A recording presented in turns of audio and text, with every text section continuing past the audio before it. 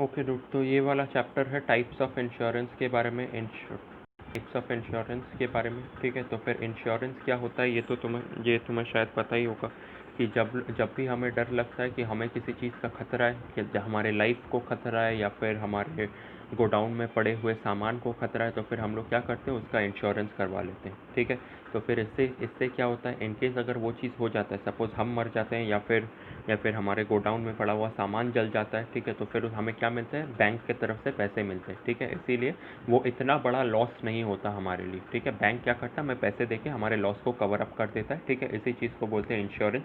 अभी इंश्योरेंस होते हैं दो टाइप के, जो तुम्हें इस चार्ट में ही मिल जाएगा। टाइप्स ऑफ इंश्योरेंस कितने टाइप के होते हैं, दो टाइप के। एक है, ये ऐसा क्वेश्चन भी आ सकता है, what are the types of insurance. एक है लाइफ इंश्योरेंस, जो हम अपनी ज़िंदगी को, मतलब हम अगर मर गए तो फिर हमारे फैमिली को क्लेम मिलता है। ठीक है, और दूसरा है non life insurance. Non life insurance मतलब क्या, जब आप अपने लाइफ के अलावा दूसरी चीज़ों का इंश्योरेंस करवाते हो। जैसे कि नॉन लाइफ इंश्योरेंस के टाइप्स क्या क्या, एक तो है हेल्थ इंश्योरेंस, इसमें मरने का नहीं, इसमें अगर हॉस्पिटल में भर्ती हो गए तो फिर उसके पैसे मिलेंगे।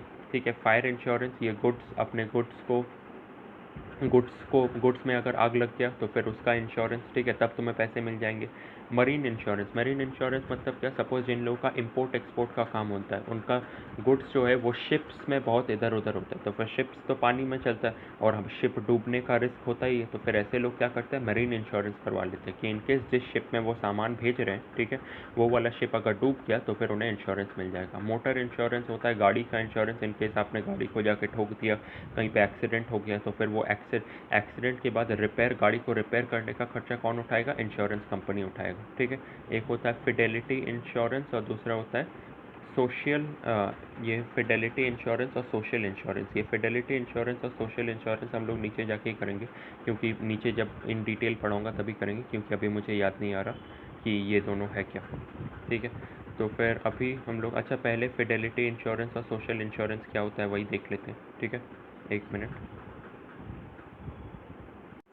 अच्छा अच्छा रूट, फिडेलिटी इंश्योरेंस का मतलब होता है बेईमानी का इंश्योरेंस। ठीक है, बेईमानी का इंश्योरेंस मतलब क्या, आपके ऑफिस में 5,000 लोग काम करते हैं। ठीक है, उनमें से कोई ना कोई एक बेईमानी करके आपके 1 लाख रुपए, 2 लाख रुपए, कितने भी रुपए लेके भाग सकता है। ठीक है, तो इन चीज़ों से बचने के लिए आप इंश्योरेंस करवा के रखते हो कि इनकेस कोई आपके ही ऑफिस का कोई आदमी अगर आपके 5 लाख रुपए लेके भाग गया तो फिर वो 5 लाख रुपए अब आपको वापस कौन देगा, इंश्योरेंस कंपनी देगा। और सोशल इंश्योरेंस क्या होता है देख लेते हैं। Social insurance is an insurance that provides social security to the working class employee. State insurance, workmen's compensation scheme, provident fund, pension group, and unemployment insurance are examples of social insurance. Under social insurance both the employee and the employer में, अच्छा social insurance क्या होता है, ठीक है, जब भी कोई गवर्नमेंट एम्प्लॉय, ठीक है, गवर्नमेंट एम्प्लॉय या फिर बहुत सारे प्राइवेट कंपनीज में भी ऐसा है, सपोज मैं ऐसा एम्प्लॉय किसी कंपनी में ज्वाइन करता हूँ, तो फिर हर साल, ठीक है, तो फिर हर साल वो लोग, हर साल नहीं, हर महीने वो लोग मेरे सैलरी से 100 रुपये काट लेते हैं। ठीक है, तो फिर 100 रुपये वो मेरी सैलरी से काटते हैं और उधर से 100 रुपये मेरा एम्प्लॉयर मतलब मेरा मालिक डालता है। ठीक है, तो फिर 100 और 100 200 हो गए। ये 200 पूरे साल तक जमा होता है, मतलब 200 इंटू 12, 2400 रुपये पूरे साल में जमा हो गए। ठीक है, और नॉर्मली मैं 40-45 साल तक नौकरी करता हूँ, तो फिर सोचो कि 40-45 इंटू 45 कर दो। ठीक है, तो फिर वो वाला पैसा मेरे को लास्ट में कब मिलेगा, जब मैं रिटायर होऊंगा तब मिलेगा। और इसी चीज़ को बोलते हैं सोशल इंश्योरेंस। ये तुम किसी चीज़ से, किसी खतरे से बचने के लिए नहीं करते। ठीक है, ये बस तुम्हें मिलता है। ठीक है, एट द एंड ऑफ तुम्हारा जब एम्प्लॉय लाइफ जब ख़त्म हो जाता है, ठीक है, तब ये तुम्हें मिलता है, तो फिर इसे बोलते हैं हम लोग सोशल इंश्योरेंस। ठीक है, तो फिर अभी हम लोग हर एक को इन डिटेल में पढ़ेंगे। एक मिनट, हर एक को इन डिटेल में पढ़ेंगे। सबसे पहले लाइफ इंश्योरेंस को इन डिटेल में पढ़ते हैं। लाइफ इंश्योरेंस में तुम्हें मार्क करना है इधर से लेके इधर तक। ठीक है, इधर से इधर तक मार्क करो और इधर से इधर तक ही पढ़ना है, मतलब मैं जो मार्क करवाऊँ सिर्फ और सिर्फ वही पढ़ना है, उसके अलावा और कुछ नहीं पढ़ना है। ठीक है, तो फिर लाइफ इंश्योरेंस क्या है, लाइफ इंश्योरेंस एक कॉन्ट्रैक्ट है। ठीक है, कॉन्ट्रैक्ट किसका, और कॉन्ट्रैक्ट हमेशा दो लोगों के बीच में साइन किया जाता है, तो फिर यहाँ पे वो दो लोग कौन है, एक तो हूँ मैं जो अपना इंश्योरेंस करवाना चाहता हूँ, और दूसरा है इंश्योरर, मतलब वो इंश्योरेंस कंपनी जो मुझे इंश्योरेंस दे रहा है। ठीक है, और in consideration way the insurer in consideration of a premium, वो इंश्योरेंस कंपनी मेरे से क्या लेता है, प्रीमियम लेता है, मतलब पैसे लेता है हर महीने या हर साल। ठीक है। वो इंश्योरेंस कंपनी मेरे से पैसे लेता है और बदले में मुझे क्या देता है, एक सर्टेन सम ऑफ मनी देता है, ठीक है। एक सम ऑफ मनी देता है, मतलब भारी रकम देता है। कब? इधर जब मैं मर जाता हूँ, ठीक है। सपोज मैंने अपना लाइफ इंश्योरेंस करवा दिया, ठीक है। तो फिर मेरे को पैसे कब मिलेंगे? या तो जब मैं मर जाऊँगा, ठीक है, या फिर सपोज़ मैं 70 साल का हो गया फिर भी नहीं मरा, तो फिर इंश्योरेंस पॉलिसी में लिखा हुआ रहता है, ठीक है। अगर तुम 70 साल से पहले मर गए तो फिर तुम्हारे फैमिली को वो लाइफ इंश्योरेंस का क्लेम मिल जाएगा, और अगर तुम सपोज 70 साल के हो गए और फिर भी नहीं मरे, तब तुम 70 साल की उम्र में तुम्हें ही वो क्लेम मिल जाएगा, ठीक है। Which ever is earlier. और तो on the death of the insured, या तो जब मैं मर जाऊंगा या फिर expiry of a specified period. Expiry of a specified period मतलब क्या? 70 साल का जब मैं हो जाऊंगा तब मुझे मिल जाएगा, ठीक है। इसके बाद आते हैं इम्पोर्टेंस ऑफ लाइफ इंश्योरेंस पे। ओके डूड, तो अभी पढ़ेंगे importance of life insurance. Life insurance का इम्पोर्टेंस क्या है, तो इसे तुम्हें मार्क करना है यहाँ से लेके यहाँ तक। पहला पॉइंट क्या बोलता है? Protection against risk. Life insurance क्यों होता है? लाइफ इंश्योरेंस का मेन ऑब्जेक्टिव क्या है? हमें रिस्क से बचाना। कौन से रिस्क से बचाना? मरने के रिस्क से बचाना, ठीक है। किसके मरने के रिस्क से बचाना? जिसने अपना इंश्योरेंस करवाया उसके मरने से रिस्क के उसके मरने के रिस्क से बचाना। उसके बाद है प्रोविजन फॉर ओल्ड एज, ठीक है। तुम बुढ़ापे के लिए एक तो पहला चीज़ तो ये कि अगर तुम जल्दी मर गए, ठीक है, तो फिर तुम अपने फैमिली के फ्यूचर को बचा रहे हो, ठीक है, क्योंकि उन्हें पैसे मिल जाएंगे तुम अगर जल्दी मर गए तो। और प्रोविजन फॉर ओल्ड एज, एक और चीज़ जो मैंने तुम्हें बताया कि अगर तुम 70 साल के हो गए तो फिर तुम्हें पैसा मिल जाएगा, ठीक है। तो फिर बुढ़ापे के लिए ये एक अच्छा इन्वेस्टमेंट है। प्रोविजन फॉर ओल्ड एज मतलब क्या? एक बुढ़ापे के लिए एक फंड बन गया है तुम्हारा, ठीक है। तो फिर बुढ़ापे में सपोज तुमने 50 लाख का इंश्योरेंस करवा दिया और 70 साल तक तुम जी गए, तो फिर 70 साल की उम्र में तुम्हें 50 लाख रुपए मिल जाएंगे। तो फिर अपना आखिरी टाइम तुम आसानी से बिता सकते हो बिना किसी प्रॉब्लम के, ठीक है। उसके बाद है thrift and savings. Thrift and savings मतलब क्या? ये लाइफ इंश्योरेंस करवाने के लिए हमें क्या देना पड़ेगा? इंस्टॉलमेंट देना पड़ेगा। हर महीने हमें इंश्योरेंस कंपनी को थोड़े से पैसे देने पड़ेंगे। तो फिर हर महीने इंश्योरेंस कंपनी को थोड़े से पैसे देने के लिए सबसे पहले हमें सेव करना पड़ेगा वो वाला पैसा, हाँ या ना? तो फिर वो सेव करूँगा तो फिर ये इंश्योरेंस की वजह से क्या हो रहा है? ये इंश्योरेंस मेरे को मोटिवेट कर रहा है क्या करने के लिए? पैसे सेव करने के लिए, ठीक है। तो फिर टू सेव मनी, यहाँ तक तुम्हें लर्न करना है, ठीक है। मार्किंग्स, फिर से बोल रहा हूँ, मार्किंग्स बहुत ही ज़्यादा इंपॉर्टेंट है। जो मैं मार्क करवा रहा हूँ सिर्फ वही पढ़ना है, ठीक है। एक इन्वेस्टमेंट भी देख सकते हैं, ठीक है। ऐसा इन्वेस्टमेंट क्या होता है? कि तुम अगर आज 500 रुपये अगर तुम इन्वेस्ट करना चाहते हो, ठीक है, सपोज तुम 500 रुपये आज इन्वेस्ट करना चाहते हो, तो फिर तुम क्या चाहोगे कि 5 साल बाद वो 500 रुपये तुम्हारे 5000 रुपये बन जाए। मतलब हम लोग इन्वेस्ट क्यों करते हैं? अपने थोड़े से पैसे को बढ़ाने के लिए, थोड़े से पैसे को ज़्यादा पैसों में चेंज करने के लिए, ठीक है। तो फिर ये लाइफ इंश्योरेंस भी तो वही है। हर साल तुम सपोज 2000-3000 करके देते हो, ठीक है, और एंड में तुम्हें 50 साल बाद, ठीक है, 50 साल बाद तुम्हें 50 लाख रुपए मिल जाते हैं, ठीक है। तो फिर तुम्हारा वो 2000-3000 रुपये पर ईयर अब बन गया है 50,000, ठीक है। अब तुम उस 50,000 से कुछ भी कर सकते हो, अपने बच्चों की शादी करवा सकते हो, अपने लिए घर बना सकते हो, कुछ भी कर सकते हो, ठीक है। टैक्स सेविंग मतलब क्या?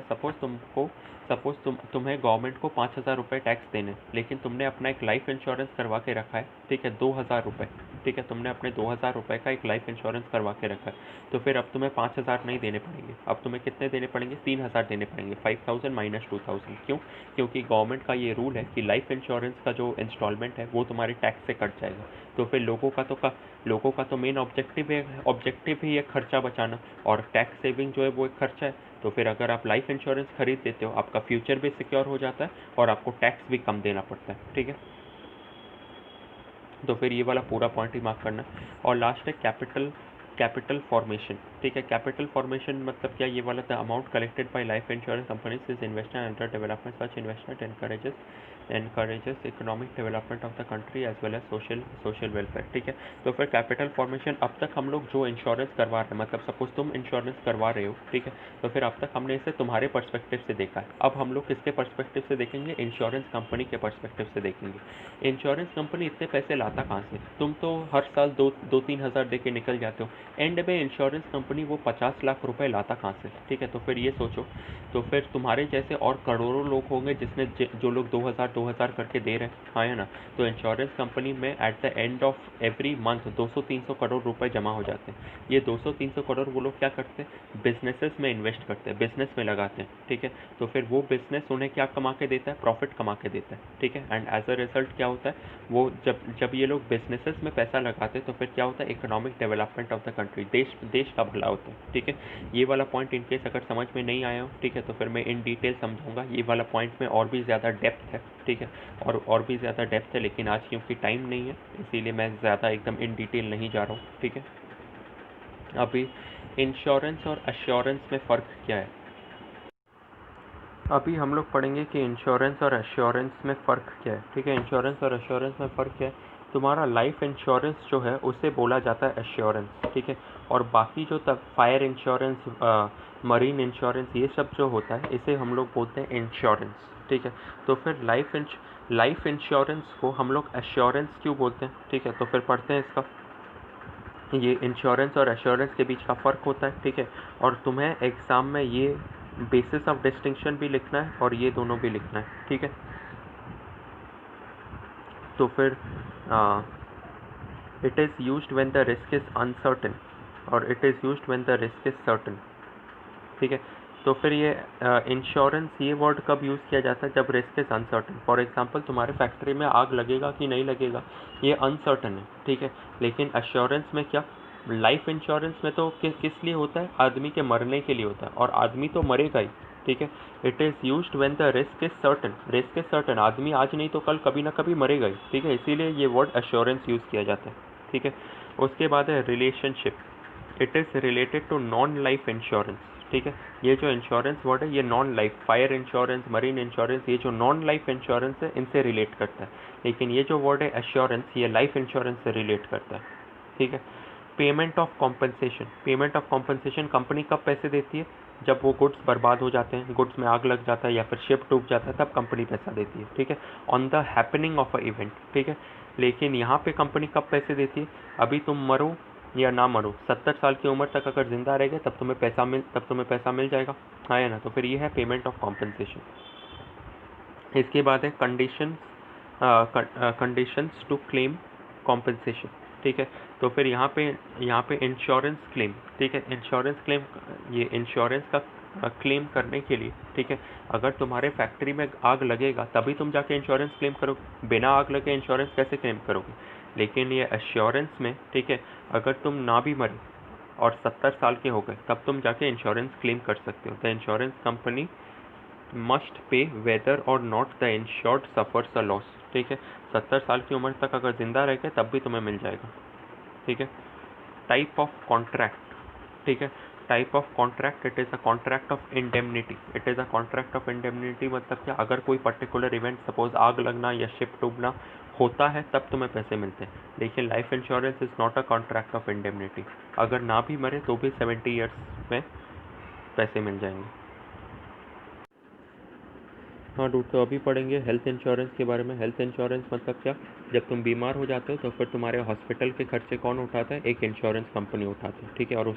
और तुम्हें उसके बदले में क्या देना पड़ता है, तुम हर साल एक छोटा सा अमाउंट ऑफ मनी उनको देते हो, ठीक है, ताकि अगर तुम्हें कोई बीमारी और तुम्हें हॉस्पिटलाइज होना पड़े तो फिर पैसे वो लोग भरेंगे, ठीक है। अभी सिर्फ ये हॉस्पिटलाइज होने का खर्चा, सिर्फ ये हेल्थ इंश्योरेंस नहीं है। हेल्थ इंश्योरेंस 4 तरह के होते हैं, ठीक है। एक होता है बेसिक मेडिकल एक्सपेंसेस वाला health insurance. Basic medical expenses वाला हेल्थ इंश्योरेंस मतलब क्या, हॉस्पिटल से भर्ती होने से पहले अगर तुम किसी डॉक्टर को भी दिखाने जाते हो, ठीक है, उस डॉक्टर का 500 रुपीज़ फीस पे करते हो, ठीक है, तो फिर वो फीस भी तुम्हें इंश्योरेंस कंपनी देगी, ठीक है। ये है तुम्हारा बेसिक मेडिकल एक्सपेंसेस। दूसरा है तुम्हारा मेजर मेडिकल एक्सपेंसेस, ये वाला पूरा ही पढ़ना है, ठीक है, यहाँ से लेके यहाँ तक पूरा ही पढ़ना है, यहाँ से लेके यहाँ तक पूरा ही पढ़ना है, ठीक है। और ये भी डिसेबिलिटी भी यहाँ से लेके यहाँ तक पूरा ही पढ़ना है, ये भी यहाँ से लेके यहाँ तक पूरा ही पढ़ना है, ठीक है। This policy major medical expenses, this policy covers the cost of hospitalisation. ये जो टाइप ऑफ पॉलिसी है, ठीक है, दूसरा जो है major medical expenses, major medical expenses मतलब क्या, अगर हॉस्पिटल तुम्हारे छोटे मोटे डॉक्टर के खर्चे इंश्योरेंस कंपनी नहीं भरेगा, अगर हॉस्पिटलाइज हो गए तभी हॉस्पिटल का खर्चा इंश्योरेंस कंपनी उठाएगा। मेनली हम लोग जो हेल्थ इंश्योरेंस करवाते हैं वो यही करवाते हैं, क्योंकि डॉक्टर का खर्चा हर कोई उठा सकता है। डिसेबिलिटी इनकम पॉलिसी, ये डिसेबिलिटी इनकम पॉलिसी क्या होता है, इसमें हॉस्पिटल का खर्चा इंश्योरेंस कंपनी नहीं उठाता। सपोज तुम 50,000 रुपये कमाने वाले एक आदमी हो, ठीक है, तो फिर और तुम्हें कोई प्रॉब्लम हो गया, हॉस्पिटलाइज होना पड़ा 2 महीने के लिए, ठीक है, तो फिर वो 50,000 1 लाख रुपए का नुकसान हो गया तुम्हें 2 महीने में, ठीक है, तो फिर अभी वो 1 लाख रुपए तुम्हें कौन देगा, इंश्योरेंस कंपनी देगा। इसे बोलते हैं डिसेबिलिटी इनकम पॉलिसी। उसके बाद है लॉन्ग टर्म हॉस्पिटलाइजेशन, ठीक है, अगर कोई सीरियस बीमारी हुआ और बहुत लंबे टाइम तक हॉस्पिटलाइज होना पड़ा, तब ये पूरे लंबे टाइम का हॉस्पिटल, जैसे कि अगर एक होता है छोटा मोटा इंश्योरेंस, ठीक है, जिसमें तुम किसी छोटी मोटी बीमारी के लिए कुछ दिनों के लिए हॉस्पिटलाइज हो गए, ठीक है, तब तुम्हारा कुछ दिनों के लिए हॉस्पिटलाइज हो गए, तो फिर वो इंश्योरेंस कंपनी, तो फिर वो इंश्योरेंस पॉलिसी अलग है, ठीक है।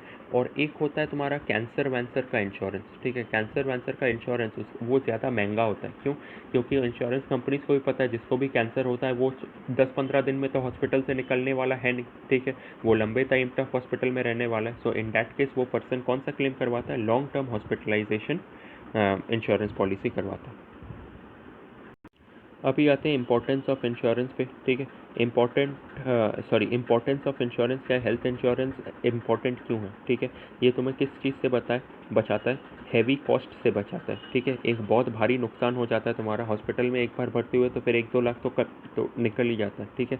वो 1-2 लाख अगर तुम्हें पे करना पड़े तो फिर हालत ख़राब हो जाता है, ठीक है, लेकिन वही अगर इंश्योरेंस कंपनी दे दे तो फिर कोई प्रॉब्लम नहीं है, ठीक है। ये पूरा पॉइंट ही लर्न करना है, ठीक है। Premium paid for health insurance, और वही टैक्स बचाने में भी हेल्प करता है। सपोज तुमने 2,000 रुपये का इंश्योरेंस पॉलिसी लेके रखा है, हर साल तुम 2,000 रुपये देते हो, तो फिर पहले जहाँ तुम्हें 5,000 रुपये टैक्स देना पड़ता था, अब तुम सिर्फ 3,000 रुपये टैक्स दोगे। क्यों? क्योंकि तुम जाके गवर्नमेंट को बोलोगे कि मैंने 2,000 रुपये ऑलरेडी हेल्थ इंश्योरेंस में लगा के रखा है, ठीक है, इसीलिए मेरे को वो वाला डिडक्शन चाहिए, डिस्काउंट मिल जाता है, खर्चा बच जाता है। एक तो हेल्थ भी सुधर जाता है और खर्चा भी बच जाता है। In case of sudden hospitalisation, ये फिर से वही है, अगर सडनली हॉस्पिटलाइज होना पड़ा तो फिर तुम और तुम्हारा फैमिली दोनों ही एक बहुत ही भारी खर्चे से बच गए, ठीक है। हेल्थ इंश्योरेंस इकोनॉमिक डेवलपमेंट में भी हेल्प करता है बाय मेकिंग पीपल हेल्दी, ठीक है। अगर ये हेल्थ इंश्योरेंस की वजह से क्या होता है, लोग अभी अच्छे हॉस्पिटल में भर्ती होने से नहीं डरते, क्योंकि उन्हें तो पता है कि खर्चा इंश्योरेंस कंपनी उठाने वाला है, हाँ या ना, ठीक है।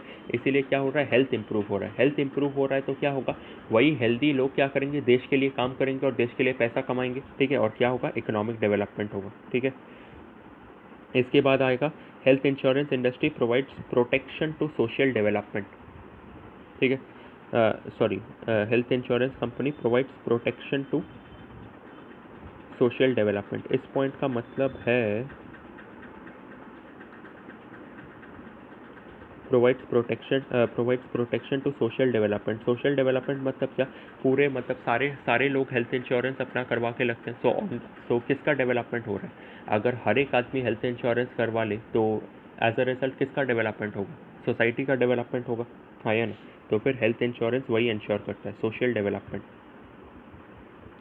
और यहाँ पे ये वाला चार्ट पढ़ लेना कि फायर इंश्योरेंस किस लिए होता है, अगर गुड्स फायर से डिस्ट्रॉय हो गए। क्रेडिट इंश्योरेंस किससे होता है, रिस्क ऑफ बैड डेब्ट्स, कोई अगर तुम्हारा पैसा लेके भाग गया तो फिर अब तुम्हें क्या मिलेगा, वो जितना पैसा, सपोज 5,000 रुपये लेके भाग गया, तुम्हें 5,000 रुपये मिलेगा, ठीक है। ये सारे के सारे पढ़ के रखना, ठीक है। एग्जाम में आ सकता है 1 मार्क्स या 2 मार्क्स, 1 मार्क्स का तो आएगा नहीं, 2 मार्क्स का ही आएगा, ठीक है। उसके बाद आते हैं फायर इंश्योरेंस पे। फायर इंश्योरेंस क्या होता है, एक ऐसा कॉन्ट्रैक्ट होता है, और कॉन्ट्रैक्ट दो लोगों के बीच में होता है। कौन से दो लोगों के बीच, एक है इंश्योरेंस कंपनी और दूसरा है तुम। एक जो इंश्योरेंस कंपनी को हम लोग इंश्योरर बोलते हैं, ठीक है, और वो इंश्योरर क्या बोलता है कि मैं तुम्हें एक सम ऑफ मनी दूंगा, ठीक है, पैसे दूंगा, और कब दूंगा, for any loss of damage to insured property or goods cost due to an accidental fire. अगर अचानक से आग लग के कुछ भी डिस्ट्रॉय हुआ तो फिर मैं तुम्हें पैसे दूंगा, ठीक है, तो फिर ये इंश्योरेंस कंपनी बोलते हैं, ठीक है। और fire must satisfy the following condition, ठीक है, तो फिर इंश्योरेंस, अगर सपोज किसी के फैक्ट्री में आग लग गया, ठीक है, तो फिर इंश्योरेंस कंपनी आके चेक करेगा कि आग लगा भी था कि नहीं, ठीक है, तो फिर तब ये 2 कंडीशन सेटिस्फाई होने चाहिए। कौन से 2 condition, there must be an actual fire और इग्निशन, ठीक है, एक्चुअल में आग लगा होना चाहिए, ठीक है, एक्चुअल में आग लगना चाहिए मतलब क्या, सपोज तुम्हारे फैक्ट्री में आग नहीं लगा, तुम्हारे बाजू वाले फैक्ट्री में आग लग गया, ठीक है, तो फिर बाजू वाले फैक्ट्री में आग लग गया तो फिर उधर से जो हीट और धुआं निकला उससे तुम्हारा गुड्स बर्बाद हो गया, ठीक है। In that case insurance company तुम्हें क्लेम नहीं देगा, ठीक है, क्योंकि ये तुम्हारे पास वाले की वजह से हो रहा है, तुम्हारे फैक्ट्री में। अगर तुम्हारे फैक्ट्री में आग लगता, तुम्हारे फैक्ट्री में अगर इग्निशन होता, तब जाके इंश्योरेंस कंपनी तुम्हें पैसा देता, ठीक है। उसके बाद the fire should be accidental, ठीक है। अगर इंश्योरेंस कंपनी को आगे पता लग गया कि तुमने जानबूझ के आग लगाया है इंश्योरेंस क्लेम लेने के लिए, ठीक है, इन दैट केस वो लोग तुम्हें क्लेम नहीं देंगे। फायर जो है वो एक्सीडेंटली लगना चाहिए, ठीक है। और loss caused by mere negligence of the insured person is loss caused by mere negligence of the insure is covered, but loss caused by wilful or malicious act is not covered. हाँ वही wilful or malicious act मतलब क्या, जानबूझ के चालाकी करके, ठीक है, जानबूझ के चालाकी करके तुम वो करते हो, ठीक है, अपने ही गुड्स में आग लगा देते हो क्लेम निकालने के लिए, तो फिर वैसा नहीं होगा, तुम्हें क्लेम नहीं मिलेगा, ठीक है। तो फिर ये वाला होगा यहाँ से लेके यहाँ तक, ठीक है। इम्पोर्टेंस फायर इंश्योरेंस का इम्पोर्टेंस क्या है, एक मिनट, ठीक है। हाँ तो फिर यहाँ से लेके यहाँ तक, सॉरी, फायर फायर इंश्योरेंस का इम्पोर्टेंस क्या है। फायर इंश्योरेंस का इम्पोर्टेंस ये है कि ये तुम्हें बचाता है, ठीक है। किस चीज़ से बचाता है, रिस्क से, फायर के रिस्क से बचाता है, वो तुम्हें नुकसान से बचाता है, ठीक है। और ये एंड पुट्स यू, यहाँ पे एक वर्ड है, ठीक है, एक minute, and the person is placed in the same financial position, ठीक है। अगर किसी का इंश्योरेंस सपोज आज मार्केट में तुम्हारा वैल्यू, ठीक है, 10 लाख रुपए का, तुम्हारे पास बैंक में 10 लाख रुपए हैं, ठीक है, मतलब तुम्हारे पास बैंक में गाड़ी बंगला सब कुछ मिला के 10 लाख रुपए है, तो फिर आज मार्केट में तुम्हारा वैल्यू 10 लाख रुपए है, ठीक है। तुम्हारा एक 2 लाख का घर जल गया, ठीक है, तो फिर तुम्हारा मार्केट में वैल्यू क्या हो गया, 8 लाख का हो गया। लेकिन वहीं अगर इंश्योरेंस कंपनी आके तुम्हें 2 लाख रुपए दे दे, इन दैट केस क्या, तुम फिर से उसी पोजीशन में आ गए जहाँ पे तुम पहले थे, जो कि ये 10 लाख वाला पोजीशन, ठीक है। तो फिर यही मीनिंग है, puts you in the same financial position. Dude, marine insurance का डेफिनेशन मैं बस मार्क करके छोड़ देता हूँ, क्योंकि आई होप कि तुम्हें समझ में आ जाएगा, ठीक है। बिकॉज अभी टाइम एकदम कम है मेरे पास और 7 मिनट है। मैं 12 बजे से मेरा नेक्स्ट क्लास शुरू होने वाला है, ठीक है। तो फिर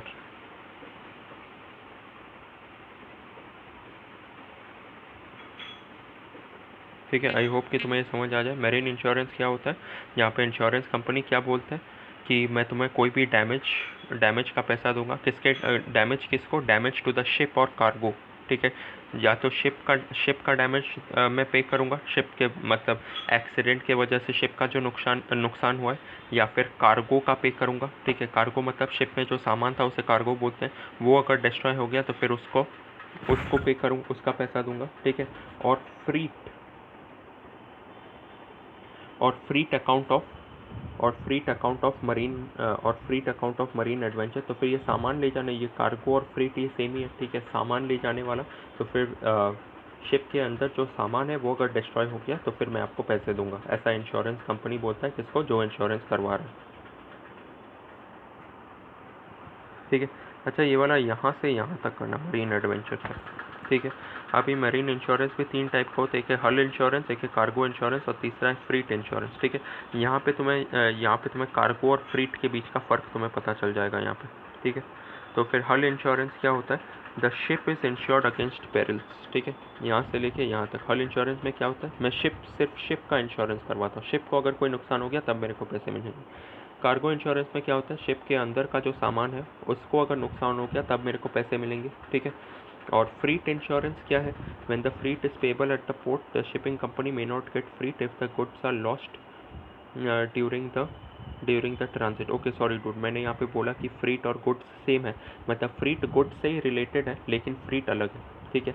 फ्रीट क्या होता है, फ्रीट इंश्योरेंस का मतलब क्या होता है, सपोज तुम्हारा शिपिंग कंपनी है, ठीक है। मैं इंडिया से सपोज कौन सा, श्रीलंका, ठीक है, मैं इंडिया से श्रीलंका गुड्स भिजवाना चाहता हूँ। मैंने इंडिया में अपना गुड्स तुम्हारे शिप में डाला, ठीक है, और तुम एकदम क्या बोलते हैं ऑनेस्टी के साथ उसे लेके गए, ठीक है। लेकिन जब तुम वहाँ पे पहुँचे, ठीक है, श्रीलंका में पहुँचे, तब किसी कारण की वजह से तुम्हें मेरा गुड्स मिला नहीं, ठीक है। इन दैट केस तब तो मैं तो तुम्हें पैसे देने से मना कर दूंगा। मैं तुम्हें पैसे देने वाला था मेरा गुड्स इंडिया से श्रीलंका पहुँचाने के लिए। अब मैं तो तुम्हें पैसे देने से मना कर दूंगा, लेकिन तुमने तो कुछ गलत किया नहीं है। तो फिर इन दैट केस तुम्हें पैसे किससे मिलेंगे? मेरे से तो नहीं मिलेंगे, इंश्योरेंस कंपनी से मिलेंगे, ठीक है। May not get the freight if the goods are lost during transit. Therefore, the shipping company may ensure the freight to be received. ठीक है, तो फिर इन डैट केस इंश्योरेंस कंपनी क्या करवाता है? फ्रीट इंश्योरेंस करवाता है कि अगर उसका गुड्स कहीं खो गया किसी कारण से और उसे पैसे नहीं मिले मेरे से, तो फिर उसे पैसे किससे मिलेंगे? इंश्योरेंस कंपनी से मिलेंगे।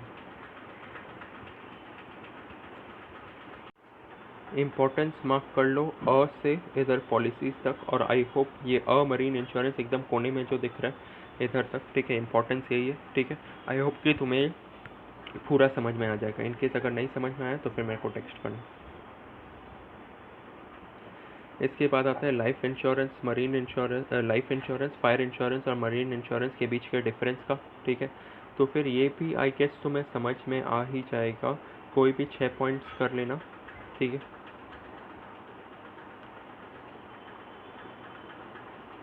और 1 मिनट में चेक कर लेता हूँ। पहला 5 कर लेना, और सॉरी 14 पॉइंट्स है, तो फिर तुम 7 पॉइंट्स करना, ठीक है। तुम 7 पॉइंट्स करना।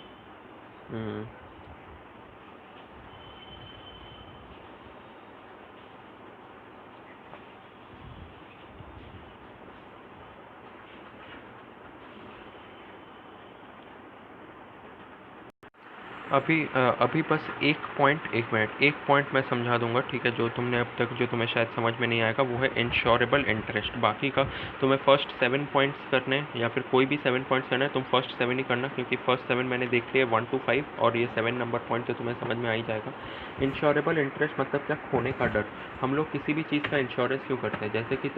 जैसे कि तुम्हारे पास जो योगा मैट है, या फिर तुम्हारे पास एक योगा मैट है, ठीक है, एक फटा हुआ योगा मैट है, ठीक है। तो फिर तुम उसका इंश्योरेंस थोड़ी ना करवा के रखोगे। क्यों नहीं करवा के रखोगे? क्योंकि वो अगर चला भी गया तो फिर उतना भी एक्सपेंसिव नहीं है ना। अगर चला भी गया तुम नया खरीद लोगे, तुम्हें उसे खोने का ऐसा कुछ खास डर है नहीं, ठीक है। लेकिन तुम्हारे फैक्ट्री में जो 5 लाख रुपए का गुड्स पड़ा हुआ है, ठीक है, उसमें तुम्हें खोने का डर है। इस खोने के डर को हम लोग बोलते हैं इंश्योरेबल इंटरेस्ट, ठीक है। तो फिर लाइफ इंश्योरेंस में क्या? जब पॉलिसी ले रहे हैं, पॉलिसी कब करवाते हैं? ठीक है, जब हमें मरने का डर हो कि मैं अगर मर गया, ठीक है, तो फिर मेरे फैमिली का क्या होगा, ठीक है। तो फिर लाइफ खोने का डर। तो फिर जब पॉलिसी ले रहे हैं तब ये खोने का डर होना चाहिए, ठीक है।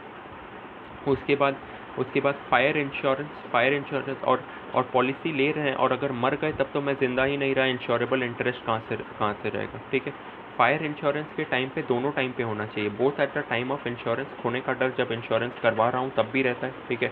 और खोने का डर जब वो गुड्स चला गया, ठीक है, जब वो गुड्स में आग लग के वो भस्म हो गया, ठीक है, तब भी मेरे को डर लगता है कि अब मैं इन गुड्स को बेचने वाला था, अब मैं क्या करूँगा। तो फिर इंश्योरेबल इंटरेस्ट दोनों टाइम पे रहता है, ठीक है, पॉलिसी करवाते वक्त भी और गुड बर्बाद होने के बाद भी, ठीक है।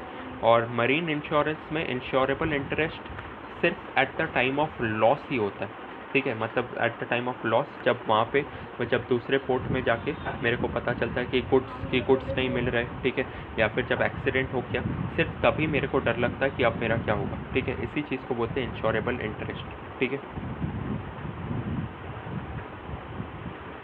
इसके बाद है तुम्हारा motor vehicles. Motor vehicle insurance 3 type का होता है, ठीक है। एक गाड़ी को बचाने का, दूसरा ड्राइवर को बचाने का, और तीसरा है risk of loss due to injury of death, और तीसरा थर्ड पार्टी को बचाने का। पहले केस में गाड़ी रिपेयर करने के पैसे मिलते हैं, दूसरे केस में ड्राइवर को जो नुकसान हो गया, चोट लगा है, उसको ठीक करने के पैसे मिलते हैं, ठीक है। और तीसरा, तुमने जिसको ठोक दिया है सामने वाले को, ठीक है, उस सामने वाले को सपोज वो हॉस्पिटल में गया, उसका 5 लाख का बिल आ गया, वो 5 लाख का बिल अब कौन भरेगा? इंश्योरेंस कंपनी भरेगा, ठीक है। तो फिर मोटर व्हीकल इंश्योरेंस 2 टाइप का होता है, एक है थर्ड पार्टी इंश्योरेंस और दूसरा है कॉम्प्रिहेंसिव इंश्योरेंस। क्या होता है ये पढ़ते हैं। थर्ड पार्टी इंश्योरेंस क्या होता है, कॉम्प्रिहेंसिव इंश्योरेंस क्या होता है, पढ़ते हैं। Third, in case the insured vehicle causes injury to any person or vehicle, the owner of the vehicle will compensate the third party insure will compensate the insured. Comprehensive insurance, the insurance covers all types of risk causing damage or loss to the insured vehicle, ठीक है। तो फिर motor vehicle अच्छा, तुम्हें अगर पूछे, ठीक है, तुम्हें अगर पूछे कि मोटर व्हीकल इंश्योरेंस कितने टाइप का होता है, तब तुम्हें ये दोनों लिखना है, ठीक है, थर्ड पार्टी इंश्योरेंस और कॉम्प्रिहेंसिव इंश्योरेंस, ये वाला नहीं, ठीक है। ये तो वो कितने तरह के रिस्क है, ठीक है। जैसे कि सड़क पे एक्सीडेंट हो गया, 3 तरह के खतरे हो सकते हैं। गाड़ी को खतरा है, जो ड्राइव कर रहा है उसको खतरा है, ठीक है, और जो सामने गाड़ी के सामने चढ़ रहा है उसको खतरा है। तो फिर ये तो आंसर था कि किस किस को खतरा है, ये भी लर्न कर लेना। लेकिन मोटर व्हीकल इंश्योरेंस कितने टाइप के होते हैं? थर्ड पार्टी 2 टाइप के होते हैं। थर्ड पार्टी इंश्योरेंस क्या होता है, ठीक है, सपोज तुमने जिसको ठोक दिया, ठीक है, उसको तुमने उसी वक्त 5 लाख रुपए दे दी। अब ये 5 लाख रुपए बाद में तुम्हें कौन देगा? इंश्योरेंस कंपनी देगा। इसे बोलते हैं थर्ड पार्टी इंश्योरेंस। उसके बाद होता है कम्प्रीहेंसिव इंश्योरेंस। कम्प्रीहेंसिव इंश्योरेंस मतलब क्या? कुछ भी हो जाए, गाड़ी ठुक जाए, जो अंदर बैठा हुआ है वो मर जाए नहीं, उसको कोई नुकसान पहुंच जाए, 4-5 लाख का बिल आ जाए, सामने वाले को ठोक दिया, ठीक है, उसका कोई बिल आ जाए, ठीक है, सब कुछ कवर कर लेता है तुम्हारा ये comprehensive interest, all types of risk, ठीक है। अभी थोड़ा थोड़ा जल्दी जाऊंगा, यहाँ से लेके यहाँ तक कि मोटर व्हीकल इंश्योरेंस से जो पैसे मिलते हैं, गाड़ी तो बर्बाद हो गया, लेकिन मोटर व्हीकल इंश्योरेंस से जो पैसे मिलते हैं उससे नई गाड़ी खरीद सकते हैं। अभी आते हैं फिडेलिटी इंश्योरेंस पे। फिडेलिटी इंश्योरेंस का मतलब मैंने तुम्हें समझा ही दिया एकदम शुरुआत में कि जब एम्प्लॉय तुम्हारे पैसे लेके भाग जाता है, ठीक है, अब तुम एम्प्लॉय का पीछा नहीं करोगे, तुम किसके पास जाओगे? इंश्योरेंस कंपनी के पास। इंश्योरेंस कंपनी तुम्हें पैसे दे देगा, ठीक है।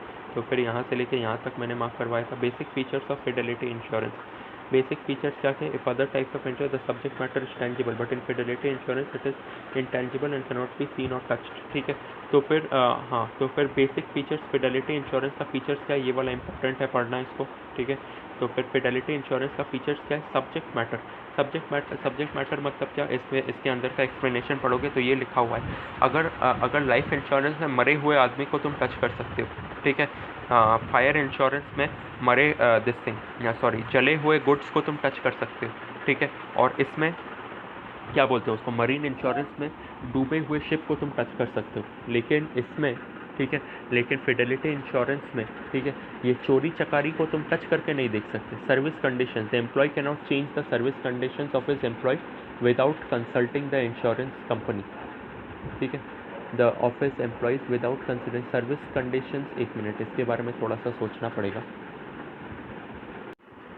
हाँ डू, तो ये सर्विस कंडीशंस क्या है, ठीक है। जब भी तुम सपोज फिडेलिटी इंश्योरेंस करवाना चाहते हो, तुम इंश्योरेंस कंपनी के पास गए, इंश्योरेंस कंपनी का एक आदमी अब तुम्हारे पास आएगा, ठीक है। इंश्योरेंस कंपनी का एक आदमी अब तुम्हारे फैक्ट्री में आएगा और देखेगा कि तुम अपने कारीगरों को कितना कितना पैसा सैलरी देते हो, ठीक है। तो फिर वो हो गया वर्किंग कंडीशंस, कितना सैलरी मिलता है, 15,000 सपोज सैलरी मिलती है, ठीक है। अभी अचानक से इंश्योरेंस करवाने के 3 महीने बाद तुमने 15,000 से उनका सैलरी 5,000 कर दिया। अब एम्प्लॉय क्या करेगा? एम्प्लॉय तो भूखा मरेगा, अब वो चोरी करने के लिए मजबूर हो गया।